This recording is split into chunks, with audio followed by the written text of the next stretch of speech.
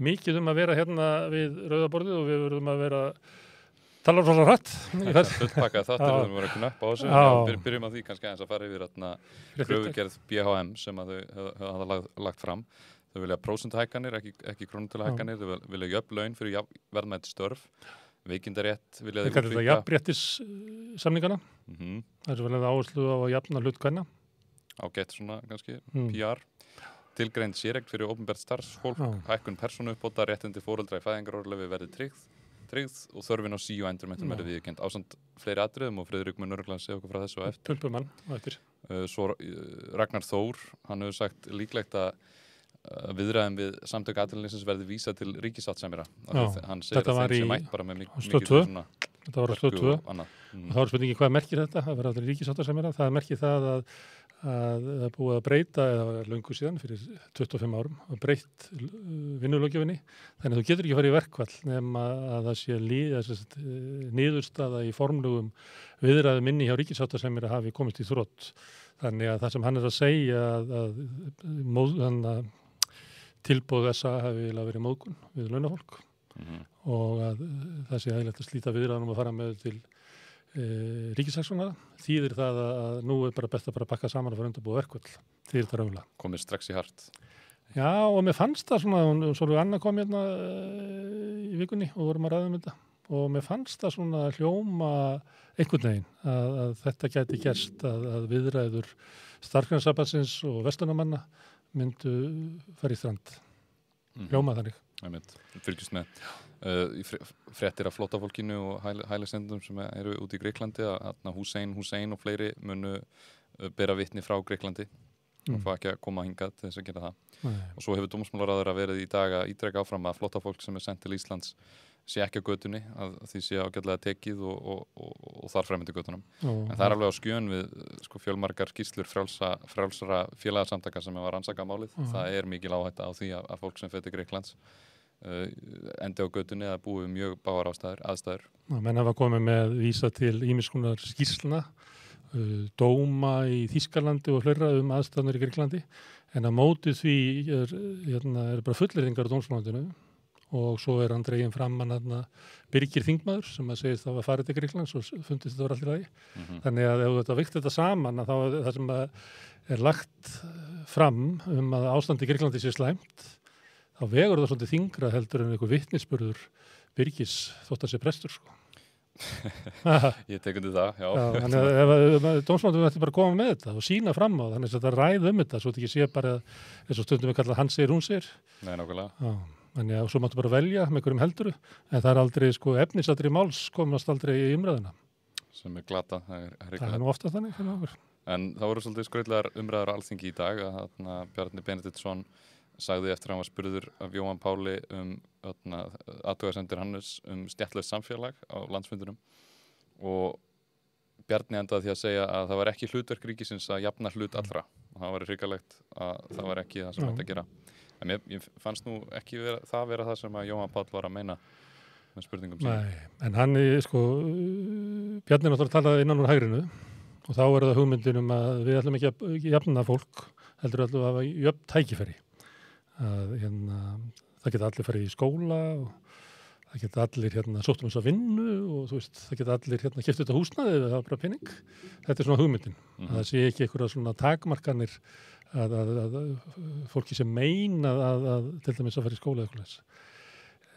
Vinstrið og mér fannst svona svolítið eins og hann var að tala inn í það sem að Kristrún var að segja í tengslu við sitt framboð, það sem hann var að tala suminni að gera upp við Clinton tíman og Blair tíman, þar sem að vinstrið færðir svolítið yfir á það að hlutverki væri ekki að búa til jöfnuð í samfélaginu og þá er náttúrulega enginn að tala fullkomin jöfnuð sem að Bjarni kannski vísa til, þetta búið til jöfnuð í samfélaginu, heldur væri aðal markmiðið einmitt að allir hefðu jöfn tækifæri og þá myndi fólk fá að njóta sín og þá var vinstri eiginlega búið að taka upp svona manngildis hugmyndir og röksemdir hægrisins en hún segir að þetta og þú talaði nú við hann Viljón Árnason daginn þar sem getur svona skökk verleika hugmyndum að þeir sem að njóta þessu voru bornir áfram að menntakerfinu og ykkur fleiru líta sá að þeir hafi náð þessu fram og þessum það getur allir haft þeirra möguleika og eru blind á það að ef þú ert átt fátæka foreldra þá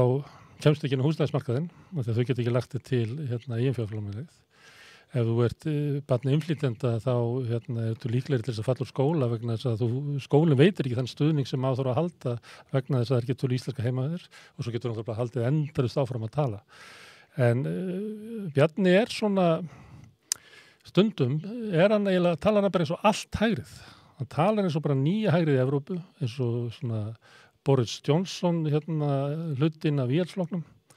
Og hann var náttúrulega ánægður með Liz Truss á sín tíma og bara Trumpistanir sem er bara hardcore að hafna öllum hugmyndum sem liggja á bak við velferðarríkisins, liggja á bak við almannatryggingar, liggja á bak við þess að ríki borgi hærri skatta en fátæki, liggja á baki þess að sé fluttir stuðningur eins og BHM held ég að leggja til að séu vaxtabætur og barnabætur og séu svona stuðningum á milli aldurskeiðana að unga fólki sé ekki láti bera þyngstu húsnæðisbyrðarnar á lægstu laununum, eru með byrðarnar af námslánunum og eru með þyngstu framfærslubyrðin út af börnunum að stundum talar hann bara svona eins og hann sé bara hafna þessu og þú þarft að fara alveg rosalega langt til hægri til að finna þessu rödd og þetta er náttúrulega ótrúleg svona forréttindablinda. Það er leiðilegt líka í þessar umræða því að við oftast er það þannig að hægrið og vinstri segist sammála það að við viljum jöfn tækifæri og svona við viljum hafa verðleika samfélag og allt það en svo eins og kannski Jordan Peterson er dæmi og Bjarni Ben heyrist mér á þessum ummælum að þegar þú leggur til einhverjar svona bara mjög raunhæfar og eðlilegar áætlanir eins og að niðurgreiða skólavist fyrir ungt fólk í Bandaríkjunum að þá segir Peterson til dæmis að það beint í það að tala um að ertu með brjálaða kommunista, neomarxista sem að vilja jafna útkomuna fyrir alla þannig að það er enginn að leggja til að jafna útkomuna alveg en þeir fara í það þannig að það er svona frekar skrítið. Það er bara hafna og hugmyndin á baku velferðarríkið sem að eiginlega sigraði seinni heimsstyrjöldina. Það var þannig að bara flest ríki byggðu á henni og þeir eru komin svo langt þannig að nýfrjálshyggjan náttúrulega fór aftur fyrir stríð og aftur í kreppu yfir í bóluárin fyrir kreppu og þannig er þessi bara hugmyndið en það hefur þakkað þingmannum fyrir að koma með smá pólitíkin í þing. Það var annað sem að ég sá að vera í fréttum með Svandísi Svavarsdóttur og hún var eitthvað að segja að mér finnst það ekki pólitík Svandís Svavarsdóttir kemur upp í púlt og segir að Samherja málið, ekki Samherja málið hafi skadað ímynd Íslands sjávarútvegs. Þorsteinn Már er sammála þessu. Samherja málið hefur skadað, hann finnst það bara að málaferlin gegn sér hafi skadað. En þú veist, mér finnst þetta að vera eitthvað svona en svo er önnur svona ummæli sem röddu líka frétti sem var Guðmundur í Brim sem að segja sjávarútvegurinn hans staðið sér rosalega vel í öllu nema bara ekki í samskipti við þjóðina. Þannig að nú þurfum við og þjóðin er með einhverja svo skakka hugmynd á sjávarútveginum að nú þarf sjávarútvegurinn að kynna fyrir þjóðinni hvað sjávarútvegurinn er raunverulega frábær. Og þá er að hugmyndin sú að afstaða fólks vegna þess að fólki skiljið ekki nú vel. Þannig að nú ætlum við að upplýsa almenning það svo skiljið það nú vel. Þetta er svona annað dæmi forréttindablindu þeirra sem að fara með fé og völd. Þeir halda ofta óánægja þeirra sem að kvarta yfir óréttlætinu, ójöfnuðinum, sé bara að fólk skiljið ekki alveg. Klassist nú. Já, þetta er svona þegar múurinn kemur upp að versölum og þeir segja, þú veist, hvað miskilningur er þetta? Já, það eru meira þess fyrstu félagssálfræðingarnir sem eru sagðir vera þeir að þeir sögðu að þegar múurinn var að koma að versölum, að þeir voru með hugarvírus sem var búin að dreifast út allt og þeir skilja bara ekki hvað þetta er frábært. Það er eitthvað aðeins af fólki. Segir Guðmundur í Brim, andstæðingur Gotakerfisins, 81% af þjóðinni. Það er eitthvað aðinni. Hvað er með mér að? Það er ýmislegt að gerast í Færeyjum, það er búið að búa til kosninga og við ætlum að tala við mann á eftir sem ætlar að segja okkur frá þessu. Dagur í Dali, kemur þetta. Svo langar mig aðeins að segja okkur frá því að nú... En bandarísku kosningarnar? Já, heyrðu, það ég ætla að segja að það bara er ekkert að frétta. Það verður hugsanlega ljóst eftir 7. desember. Hvað er tíma? Þannig að það er að fara að tala eitthvað, þú veist, þetta fylgir til eða frá. Ég held að sé alveg ljóst að það þarf eitthvað mikið að gerast til þess að repúblikana ná ekki fullráðsleiki. Svo geta menn verið eftir svona smaks að deilta hvort það sé lítill eða stórmunur. En síðan kemur ekki ljóst fyrir í endurkjöri í Georgíu. Þetta leit betur út fyrir demokratana í gær en þetta fara aftur að líta út eins og republikana getur tekið bæði. Þetta fer alveg svona, þú getur alveg verið bilaður að vera fylgjast með þessu. Þetta fer alveg, ég er með fréttin á samstöðunni sem ég reyna að halda við, þannig ég fer á leiðrétti tölundar svona yfir eftir mig og núna síðast kom svona bara smá gusa til demokrata. Þannig að ég held ekki að spá þessu. Þetta skiptir máli sko hvenær atkvæðin voru greidd sem eru talin, hvort það var á kjörstað eða fyrir kjörstað, hvort það komi úr borgunum eða sveitunum eða bæjunum. Þú veist, þú ert að hafa sko verið innfæddur Bandaríkjamaður til að skilja þetta. Þú veist, til að hafa eitthvað sans fyrir þessu. Ég ætla ekki að þykjast að vera, ég ætla bara að bíða til 7. 8. desember. Við sjáum hvað kemur út úr þessu. En svolítið svona döpur fréttir að nú stendur yfir COP27 loftslagsráðstefnan og núna eru fjórðung fleiri lobbyistar, hagsmunaaðilar frá jarðefna eldsneytisfyrirtækjum sem að fá að sitja þarna á þessari ráðstefnu og hafa áhrif á útkomuna og það er eitthvað 600 talsins núna og það voru mjög áhugaverð ummæli frá forsætisráðherra Antigua og Barbuda, Gaston Brown. Hann sagði sko að meðan þeir græða brennur plánetan. Hann lagði til að hagnaður gas- og olíufyrirtækjanna rynni í sameiginlegan sjóð sem myndi hjálpa smáríkjunum sem eru margar í mestu hættu á vegna loftslagsbreytingana. Og náttúrulega hún, Greta Thunberg ákvað að mæta ekki að því hún segir að þessar ráðstefnur séu bara farnar að hvítþvo eiginlega sko. Hún mæta nokkra, hún veit það. En með þessi, hvað heitir sem aður sér? Gaston Brown. Gaston Brown? Já, þetta er mjög ennst nafn. Gaston Brown, ég held að sé frægur bandarískur sjónvarskokkur sem heitir Gaston Brown, eða eitthvað mjög svo. Mér finnst þetta það sem hann er að leggja til, þú veist hvað er þjóðnýting, hann er að leggja til heimsnýtingu á olíufélögunum. Þannig að það er, hann náttúrulega býr þar sem að er mesta hættan á að eigjarnar sökkvið ekki. Þau sjá fram að það einmitt, þau munu bara fara í sjóin. Ríkalegt. En í öðrum fréttum þá var gæsluvarðhald framlengt á þeim mennunum sem eru grunnaðir að hafa skipulagt hryðjuverkaárás.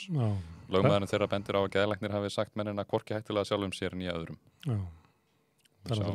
Sveinn Andri er lögmaður, hann náttúrulega berst í fréttunum. Hann hefur mikla trú á því að, sem eru rétt í honum, að dómarar dæmi eftir svona stemmingun í samfélaginu. Og hann spilar inn á þetta. Og mér finnst það gott í honum. Minnst að nú þeir í lausagæslu, kannski getum við bara tekið viðtal við það. Já, lögreglan þarf að fara að koma með eitthvað ákæru. Kannski ekki tekka á því eftir hvort að tala við hann Ísildur. Já, tala við fanginsmálastjórann, hvort að megi tala við fólk í lausagæslu. Ég var mjög til í að tala við þá, allavega, já. Öðrum fréttum, Hreggviður Jónsson ætlar að selja Veritas. Þú kannski segur okkur meira frá því. Já, sko, það sem er merkilegt við þetta er að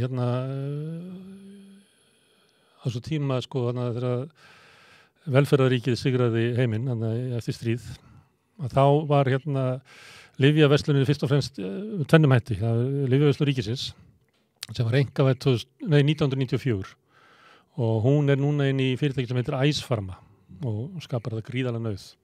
Svo var fyrirtæki sem að hét Farmaco sem að var eiginlega svona samlags félag apótekara. Það var apótekar að fengu leyfi, það bara hver lyfjafræðingur gat fengið eitt apótek og það var bara hugmyndum svona að þetta væri svona hálfgerðir, hvað við segja, svona embættismenn í opinberri þjónustu að þeir áttu bara sinna sínu hverfi eða sínu byggðarlagi. Og þeir bjuggu til samlag og keyptu inn lyf í gennum Farmaco og fóru svo út í það framleiða lyf, samheitalyf og það Maldamóti keypti Björgúlfur Thor þetta. Og hann hafði keypt lyfjaverksmiðju í Búlgaríu sem vildi breyta yfir í svona stóra samheita lyfjafyrirtæki sem síðar var Actavis. Og þá sátur uppi með sko heildsöluhlutan að þessu og seldan til Hreggviðs Jónssonar. Hreggviður er bara svona venjuleg maður frá Þórshöfn held ég. Hann hafði farið í fyrstu Íslendingunum sem fóru í svona MBA-nám í Harvard Business School sem að og fór svo að vinna hjá McKinsey eins og margir, eins og Reiðar Már, sem að hétir sér Már, sem átti eins og sín, tengdasonur Bjarnar Ben er einn af þessum, af svona svipari kynslóð, þetta er svona gaurar. En hann átti engan svona sérstaklega pening, nema bróðir hans var rak frystihúsið á Þórshöfn og þeir náðu einhvern veginn að kaupa, þetta verið dreifið eignarhald, kaupa hlutabréf af svona smábátasjómunum hér og þar og hann náði svolítið peningum í því. En svo var hann fyrst og fremst að vinna fyrir Jón Ólafsson, hann var meðal annars forstjóri Íslenska útvarpsfélagsins, var þar meðal annars þegar rassían var gerð út af skattsvikamáli stóru og þá er frægsagan að því hann stökk út úr gluggan þegar löggan kom og fór. Okay. En stuttu síðar, þá kaupir hann þetta Farmaco af Björgúlfur Thor Og núna er þetta fyrirtæki sem er svona gamalt samlagsfyrirtæki apótekarana, erfitt að meta hvað það mun fá fyrir hlutabrifin, ég myndi gíska svona 20-30 milljarða og þeir hafa greitt til gríðarlegan arð alla leiðina og stæðsti hlutinn, það er líka þarna selt hjálpartæki og líka snirtifur og fleira, þannig að þetta er ekki allt saman, öll veltan er ekki allt komið frá skattfínu. En stór hluti að þessu er náttúrulega lyf sem að ríki kaupir til þess að nota á spítalunum eða ríki greiðir niður til þess að þú getur keypt það. Þannig að stór hluti af þessum auð sem hefur orðið til, hefur náttúrulega orðið til af þetta er einkavæðing heilbrigðiskerfisins og arðsemisvæðing lyfjabransans. Og samt með almannafé sem er að koma inn.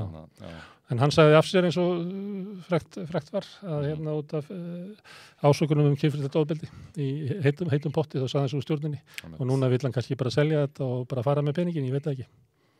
En er ekki eitthvað svona gríðarleg samþjöppun að eiga sér stað? Er það eitthvað? Það varði náttúrulega leiðinu og skoða sögu, annars vegar hvað heitir þetta, Veritas eða eitthvað, og svo Ice Pharma, þá eru þar inni raunverulega öll fyrirtæki sem hefur komið nálægt lyfjainnflutningi það verið keypt upp og svo ertu með apótekarinn, í gamla daga voru þetta bara apótekarar hér og þar, en núna er þetta bara fyrst og fremst tvær stórar keðjur og svona ein minni, eins og er á matvörumarkaði, 2 stórar og 1 minni, þannig að svona er Ísland. Og svo er þetta bara, ef að fólk vil læra hvað er rentukapitalismi, sem er talað að nýfrjálshyggja muni leiða til, svona rentukapitalisma, að þú nærð bara einhverju stöðu og svo bara merk sígur almenning með einhverjum aðferðum, getur með því að selja honum bensín, eða selja honum cornflakes, eða selja honum lyf, eða selja honum fjarskipti, eða eitthvað slúðis, það bara kemur einhvers það fyrir og merk sígur almenning. Ef einhver vil kynna sér hvernig eftir ólíkarkismann, hvernig rentukapitalismin tekur yfir, þá er hann komið til Íslands. Skoða málun hér. Já. En einu önnu fréttaðurna fyrir utan feminísku fréttunar sem við skoðum eftir. En stúdendaráð hefur verið að pressa á að háskólaráð sýni gögnum hvað skrásetningagjald nemenda er að fara í. Mér finnst það, ég er rosa glaður í þessu frétt. Já, það? Já, mér finnst eitthvað svona spönk í stúdentanum að standa í þessu. Já. Að því að þú varst í háskóla, hvað borgaði þú mikið, mannstu það? 75.000 á árið, sko. Þetta er svona uppað, talandi svona rentukapitalisma, þetta er svona uppað sem kannski engin einn, þetta er ekki nógu stórt fyrir neitt til þess að hann fari einhvern veginn að sanna það að hann eigi bara að borga 37.500, sko. Þannig að mér finnst það mjög gott að fara þarna og stoppa þetta. Já, þau eru að benda á skrásetningagjaldið á bara að fara í kostnað við skrásetningu og hlutum tengda því, en ekki neitt sem við kemur kennslu, en úr gögnum 2015. Þetta er ekki fjáröflun, sko. Þetta er ekki fjáröflun. Úr gögnunum 2015 að sjáum við að skrásetningagjaldið var að fara í skipulagningu, kennslu og annað. Þannig að þau vilja sjá hvernig gögnin eru núna og framtíð gögnum. Mér líka. Áfram þau. Herðu, er þetta komið? Já. Herðu, við ætlum alltaf áfram að tala fréttir vikunar. Nei, fréttir dagsins. Og eina aðalfrétt dagsins er að BHM setti saman kröfugerð og Friðrik Jónsson